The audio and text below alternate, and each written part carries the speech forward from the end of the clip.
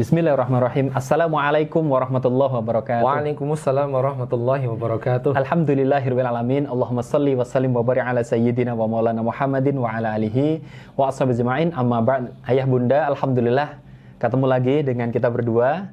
Saya Kak Cahyo juga Ayah Ari dalam program obrolan inspirasi Ayah.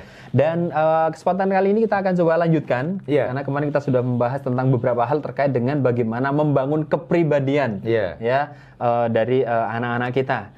Dan salah satu komponennya adalah ketika kita mampu memahami potensi anak, juga nanti dikaitkan dengan akliyah dan nafsiyah yang kemudian harus kita bina dalam kehidupan anak-anak kita gitu ya. Iya, kemarin sudah kita bahas tentang potensi anak kita. Namun baru membahas tentang potensi hidup saja. Jadi kebutuhan fisik, kemudian naluri yang ada dalam diri anak. Nah, ada satu yang belum kita bahas, bagaimana potensi akal dalam diri anak kita. Baik. Nah, ini kadang-kala banyak yang salah paham tentang akal ini gitu. Iya, kalau saya sebelum kita bicara tentang akal, karena itu terkait dengan pemikiran, dan pemikiran itu sangat terkait dengan perilaku manusia. Di zaman sekarang ini ada istilah yang agak sedikit menggelitik, yaitu tentang generasi micin. Ini satu mungkin dalam bahasa kerennya terminologi bahasa untuk menyebut sebuah generasi zaman sekarang ini, karena memang dilihat dari perilaku anak-anak zaman sekarang yang absurd, nggak jelas, aneh, dan benar nggak terduga sama sekali. Kalau mungkin kebaikan nggak masalah mungkin ya, tapi ini masalahnya perilaku yang benar-benar absurd gitu loh, nggak jelas gitu loh. Sekarang kan dulu kan zaman kita nggak ada istilah ngeprank kan gitu kan. Zaman sekarang tuh apa-apa ngeprank loh.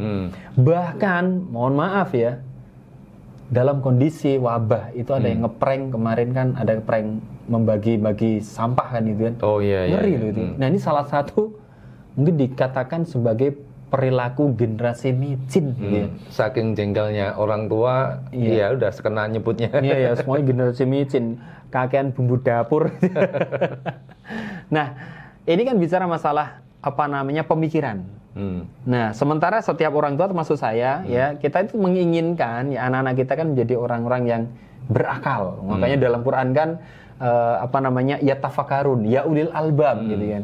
Artinya posisi akal di dalam Islam itu sangat tinggi sekali. Bahkan itu menjadi hidayah pembuka di awal. Nah, jadi akal itu hidayah level 1 yang itu Allah berikan kepada semua manusia, baik muslim maupun non muslim, karena hanya dengan itu manusia bisa menemukan kebenaran, termasuk menemukan keimanan. Dan itu pula yang membedakan antara kita dengan hewan. Kambing ditaruh di padang pasir, kemudian dikasih rumput sekeranjang dan uang 3 miliar. Kambing tetap milih rumput. Kambing dipindah ke Bogor atau ke Jogja atau ke Indonesia lah, gitu ya.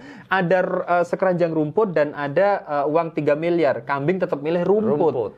Beda dengan manusia. Manusia kalau kita ya di padang pasir, panas luar biasa, terik luar biasa, ada air mineral 1 botol dengan uang 3 miliar, kita akan milih air mineral. Tapi kalau dipindah ke Bogor gitu ya, atau mungkin Indonesia atau mungkin ke Jogja segala macam gitu ya, ketika ada air 1 botol gitu dengan uang 100.000 aja, itu sudah berbeda. Kambing dihadapkan dengan kedelai, ya akan jadi kedelai aja, akan dimakan daunnya aja. Sementara manusia ketika dihadapkan dengan kedelai, macam-macam jadinya. Ya mulai dari susu, kedelai, tempe, kemudian tahu, kecap, segala macam. Kenapa? Karena tadi potensi akal ini yang luar biasa. Satu sisi itu yang membedakan kita dengan hewan, dengan makhluk lain. Satu sisi itu juga ternyata pintu hidayah yang pertama kali. Makanya dalam Islam itu orang akan kena beban hukum. Dia harus terikat dengan syariat ketika dia punya akal. Kalau akalnya nggak sempurna atau dia tidak bisa berpikir karena sesuatu hal, maka dia tidak kena beban hukum. Karena ini kunci pertama untuk memahami benar dan salah itu ada di sana. Cuman yang menjadi permasalahan sekarang, terkadang orang itu menyamakan antara akal dengan otak. Nah, kadang begitu. Nah, itu. Makanya kalau ada orang tua pengen anaknya pinter, itu yang selalu dilakukan oleh orang tua, ya beli suplemen otak. Beli suplemen ini, suplemen itu, omega 3, macam-macam yang penting. Makan ikan yang banyak gitu ya. Biar gizinya banyak, kalau bayangnya kalau gizi ke otak itu banyak, dia akan pinter. Ya. Padahal kita harus memahami tidak hanya itu. Ya. Ketika anak kita berpikir. Nah, kalau kita lihat, kita buka di kitab yang memang khusus membahas tentang bagaimana proses berpikir, judulnya At-Tafkir, Fakta Berpikir. Di sana dijelaskan ada 4 komponen berpikir. Yang pertama ada fakta yang terindra, satu. Yang kedua ada alat indera itu sendiri, al-ihsas. Kemudian yang ketiga ada otak, otak yang baik, ad-dimaghu sholeh. Enggak semua otak itu baik. Kemudian yang keempat adalah pemahaman atau pengetahuan sebelumnya yang sudah tersimpan di dalam otak. Nah, 4 komponen ini harus ada. Artinya seandainya 4 komponen itu hilang satu saja, udah nggak bisa berpikir. Oke. Ya. Nah, prosesnya bagaimana? Ini ada fakta di indera oleh alat indera kita. Kemudian yang kedua, yang ketiga ada otak. Jadi masuk ke dalam otak. Kemudian dikaitkan antara fakta tadi dengan pengetahuan sebelumnya. Nah, kalau sudah terkoneksi, terkait, nah inilah yang disebut dengan berpikir. Maka kunci berpikir ada pada pengkaitan itu. Makanya itu semua nggak bisa terjadi ketika proses awalnya juga tidak sempurna. Makanya ketika kita baca dalam Quran bagaimana kisah Nabi Adam dalam tanda petik ya bertanding dengan iblis, ditandingkan sama iblis oleh Allah Subhanahu wa taala untuk menyebutkan segala sesuatu. Iblis tidak bisa, sementara Adam bisa, dan ternyata Adam mengatakan bahwa ini semuanya karena Allah yang memberitahu itu kan, gitu kan. Nah, jadi maklumah sabiqah di awal itu memang diberikan oleh Allah kepada manusia. Nah, untuk mengoptimalkan proses berpikir itu berarti keempat-empatnya ini butuh cara mengoptimisnya. Nah, gitu ya. Mulai dari indera kita, mulai dari fakta kita, kemudian juga otak kita juga maklumah. Nah, ini kayaknya yang ini yang mau kita detailkan nih. Bagaimana penerapan di dalam diri anak kita. Ya, betul. Jadi 4 komponen tadi itu harus kita kawal di dalam anak kita. Ini bisa tumbuh, berkembang dengan sempurna. Kemudian nanti poin yang kedua, selain 4 komponen tadi, poin yang kedua adalah melatih anak kita bahwa proses berpikir tadi terjadi secara sempurna juga. Bicara masalah bagaimana fakta terkait dengan panca indera, berarti dari sejak kecil anak kita memang selalu dilatih untuk mengindera sesuatu dengan tepat. Gitu. Nah, saya jadi ingat nih tadi anak saya Fatih itu melatih adiknya untuk mengenal sesuatu. Apa itu? Jadi ada tempelan kartu-kartu, gambarnya kuda, gambarnya pokoknya binatang-binatang, kemudian mulai kuda, ayam, nyamuk, amuk. Jadi proses pengenalan dan juga sebenarnya pengucapan gitu ya, latihan bicara. Nah, walaupun mungkin pemikirannya belum sempurna, tapi sebenarnya ini sudah mulai ya mengenalkan anak pada fakta. Cuman kan faktanya baru gambar. Akan lebih sempurna fakta itu ya memang fakta sesungguhnya. Kalau kita mengenalkan kuda, ya memang benar-benar kita ajak untuk lihat kuda. Baunya seperti itu, bentuknya seperti itu, gerakannya seperti itu. Kuda kayak benar-benar diindra oleh anak kita. Sehingga seluruh panca inderanya itu terlibat semuanya. Nah, ini yang disebut dengan talqiyan fikrian. Mengenalkan buah misalnya. Kan biasanya dengan gambar gitu. Ya itu proses awal ya. Tapi akan lebih menghunjam lagi di saat anak kita memegang buahnya, buahnya kita kupas, baunya seperti apa, misalnya mangga, dan dirasakan. Ini namanya kecut. Jadi seluruh panca inderanya, mulai dari mata ngelihat, tangan memegang, lidah kita, mulut kita merasakan, penciuman kita membau, ya. Nah ini kemudian telinga anak kita juga mengatakan mendengar ini mangga, gitu kan. Nah ini berarti penginderaan kepada fakta ini sempurna kan, gitu kan. Makanya anak-anak sejak bayi juga anak kita itu dilatih, perabanya dilatih. Jadi dia megang sesuatu, kemudian coba digerak-gerakan, dia kemudian mendengar. Nah semua itu melatih masing-masing komponen tadi. Nah hari ini kalau kita lihat kayaknya itu yang harus kita mengkoreksi diri sebagai orang tua.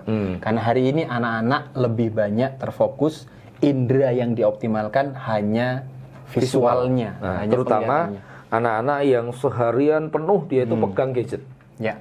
Nah, dia hanya ngelihat multimedia, maka yang akan terforsir adalah indera visual. Iya. Efeknya apa? Efeknya nanti tidak seimbang pertumbuhannya antara visual yang tadi dengan mata dengan biasanya ke pendengaran. Iya, betul. Ke kemampuan mendengar anak. Padahal mendengar itu adalah salah satu kunci utama untuk memasukkan pengetahuan sebelumnya tadi. Iya, betul. Nah, dan kalau kita perhatikan anak-anak yang kemudian sangat gadget banget tadi ya, visualnya benar-benar terfokus ke gadget, pada akhirnya tadi kemampuan dia untuk mendengar nasihat pun terkadang juga sangat berpengaruh. Iya, akan kelihatan banget. Mungkin juga pengalaman ketika kita sholat di masjid ya, antara anak-anak zaman dulu dengan zaman sekarang itu ternyata beda loh. Zaman dulu seingat saya itu jarang banget yang namanya ruangan untuk anak-anak sholat. Dulu tuh kalau sholat ya bareng. Iya. Ya antara orang tua dengan anak itu bareng. Cuman mungkin letaknya depan sama belakang aja. Iya. Tapi hari ini ya beberapa itu sampai kemudian membuat ruang khusus untuk anak-anak. Gara-gara apa? Gara-gara mereka tidak bisa fokus, ramai, akhirnya mengganggu jamaah yang lain dan kemudian disendirikan. Nah ini kalau saya boleh mencoba mengkaitkan, mungkin inilah salah satu efek dari ketika mereka terbiasa fokus pada gadget, pada visual, akhirnya apa? Mereka tidak betah untuk berlama-lama menikmati apa yang harus mereka dengarkan. Nah, gitu ya. Mungkin lain waktu nanti kita bisa lebih dalam lagi khusus membahas bagaimana kemampuan mendengar.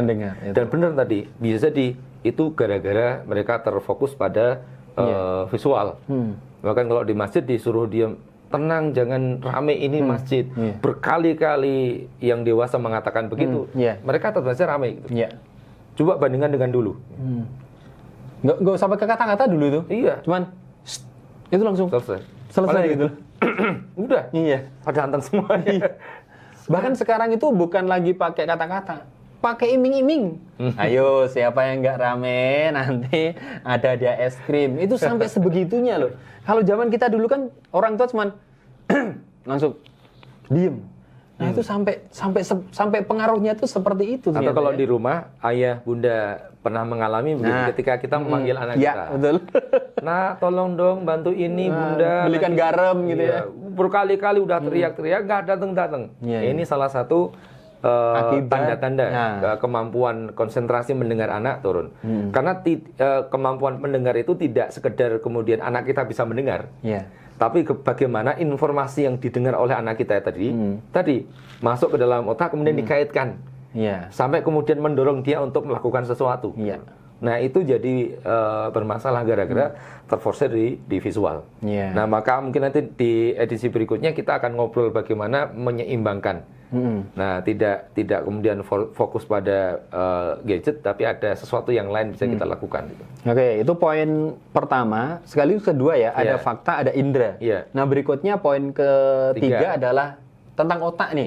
Otak kan komponen yang ada di dalam kepala kita, tetapi ternyata kemudian Allah memberikan potensi yang luar biasa. Otak manusia itu bisa berpikir, karena kambing punya otak tapi nggak bisa berpikir gitu ya. Ya otak-otak kambing enak, saya suka itu. Apalagi sop kepala kambing, itu gurih kalau ada otaknya. Jadi lapar. Nah, lalu bagaimana kemudian kita mengoptimalkan otak itu sendiri kan, itu kan? Iya, ada dua hal kan. Yang pertama terkait bagaimana komponennya itu sendiri. Hardware-nya lah. Hardware-nya. Jadi bagaimana kita menjaga agar otak kita ini, otak anak kita ini tumbuh dengan bagus. Tentunya tadi dengan nutrisi. Nutrisinya harus halal dan toyib. Dua poin itu yang harus kita jaga. Gitu. Jangan sampai kemudian hanya pertimbangan praktis atau mungkin hanya menuruti anak kita. Ya pokoknya nggak mau makan apa kecuali mie. Akhirnya belikan mie terus belikan mie terus ya. Walaupun tiap hari mungkin menunya beda-beda ya. Hari Senin itu rendang, hari Selasa soto, berikutnya bakso. Tapi mie semua. Mie rendang, mie soto, mie bakso, mie ramen, macam-macam. Tapi semuanya mie. Nah, dan itu juga tentunya berpengaruh kepada nutrisi kepada otak kan itu kan? Itu bisa merusak otak. halal juga berpengaruh. Ya. Jadi sesuatu yang haram itu akan mengganggu ketika anak kita berpikir tentang kebenaran. Ya, oke. Jadi hardware-nya sendiri juga harus diperbaiki gitu ya. Nah, berikutnya baru kemudian kita masukkan maklumat sabiqah tadi, pengetahuan sebelumnya.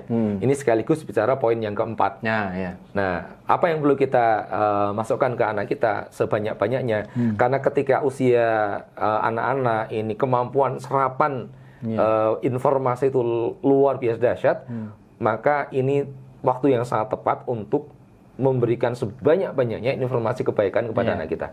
Dan informasi terbaik di muka bumi ini kan cuma dua, Al-Quran dan hadis, as-sunnah, dan juga penjelasan tentang hal itu. Maka wahyu ini harus sampai mendominasi pemahaman anak kita lebih dulu daripada informasi yang lain. Jangan sampai tadi info yang dari gadget itu banyak, tapi kosong dari pemahaman terkait dengan wahyu. Jadi kalau kita dikasih kanvas gitu ya, dikasih media untuk melukis, maka goresan yang lebih banyak itu seharusnya adalah goresan warna dari wahyu itu sendiri gitu ya. Karena itu yang nanti akan membentuk kemudian, kalau saya masih ingat kata-kata ya mungkin quote atau mungkin kata-kata para pujangga lah ya. Jadi teko itu ya akan mengeluarkan isi sesuai dengan isi teko itu sendiri gitu ya. Artinya kalau anak kita ya, otak anak kita itu diisi informasi-informasi yang terkait dengan wahyu, dengan as-sunnah, maka bukan sangat mungkin ya. Maka insya Allah yang keluar dari lisan mereka, yang akan mereka bergerak dengan itu ya sesuai dengan apa-apa yang kemudian ada di dalam benak mereka kan itu kan. Iya, yang spontan keluar itu sesuatu kebaikan. Bayangkan ayah bunda sekalian, ketika yang keluar dari lisan anak kita adalah ayat-ayat Al-Quran, pemahaman-pemahaman dari hadis. Marah pun nanti refleks yang keluar. Saya pernah lihat anak saya marah. Jadi dia marahan sama kakaknya. Sampai kelihatan marah banget. Yang keluar apa? Hadis.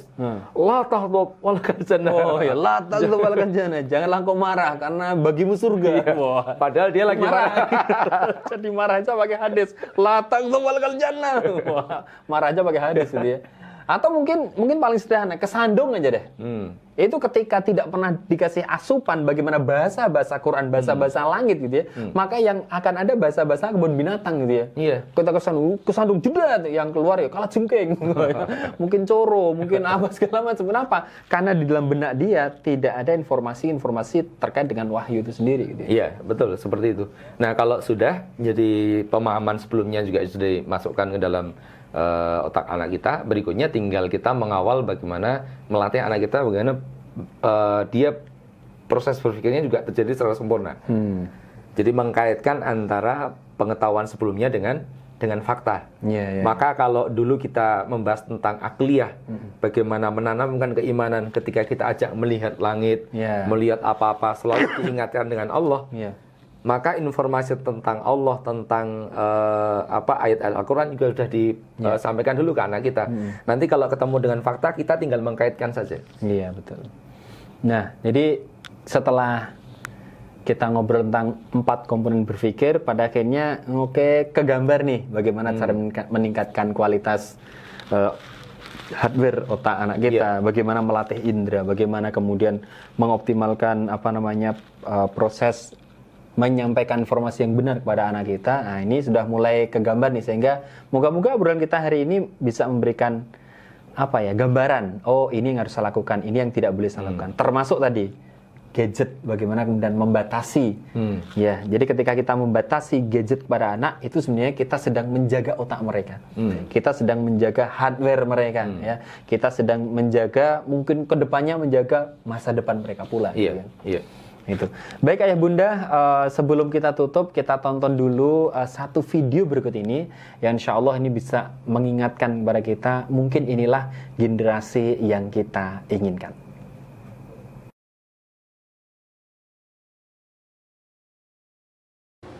عرف بنفسك أيها الحافظ. اسمي جهاد ابن متعب ابن عيسى المالكي. جهاد ابن متعب نعم. المالكي نعم. 3 من كن فيه وجد بهن حلاوة الإيمان. حديث من؟ أنس بن مالك. كان الرسول صلى الله عليه وسلم يأكل القثاء بالرطب. عبد الله بن جعفر عن الشيخين. من صلى البردين دخل الجنة. أبي موسى. الذي بعده. أبي ذر. اللي بعده. أبي هريرة. اللي بعده. أنس. اللي بعده. أنس عن رافع بن خديج عن عائشة عن أبي أمامة عن جرير عن أبي هريرة عن ابن عمر. وفي حديث أبي المليح عن علي عن ابن عباس عن ابن عمر عن عبد العزيز بن رفيع. إن حق الشروط أن يوفى بها ما استحللتم به الفروج. حديث من؟ عقبة بن عامر. الذي بعده. عائشة اللي بعده أنس الذي بعده ابن عمر الذي بعده مطل الغني ظلم وإذا أتبع أحدكم على مليء فليتبع. حديث من؟ أبي هريرة عند الشيخين. اللي بعده. اللي بعده حذيفة. ألحق الفرائض بأهلها. ابن عباس عند الشيخين. Keren kan videonya? Nah, ini satu hal yang kayaknya harapan kita bareng-bareng ya. Ada seorang anak kecil yang diuji oleh Syekh. Iya, Masya Allah, dan hafalan hadisnya, hafalan Qur'annya luar biasa. Dan Insya Allah ini kalau kita kaitkan dengan 4 komponen tadi, maka sebenarnya anak kita juga Insya Allah punya kesempatan yang sama. Iya, karena sama-sama manusia, komponennya sama, potensinya sama. Nah, yang terpenting adalah bagaimana pandai-pandainya orang tua untuk memanfaatkan kerangka tadi ya. Nah, kalau belum begitu berarti kita harus evaluasi diri. Beri peran kita ke anak kita perlu ditingkatkan kembali. Baik, Masya Allah ya. Baik, ayah bunda sekalian, moga-moga apa yang kita sampaikan, sharing kita hari ini bisa bermanfaat. Dan Insya Allah episode berikutnya mungkin akan lebih seru lagi. Dan tetap stay tune di channel Oh Iya, Obrolan Inspirasi Ayah dengan saya Kak Cahyo dan juga Ayah Hari. Insya Allah kita ketemu lagi. Assalamualaikum warahmatullahi wabarakatuh. Waalaikumsalam warahmatullahi wabarakatuh.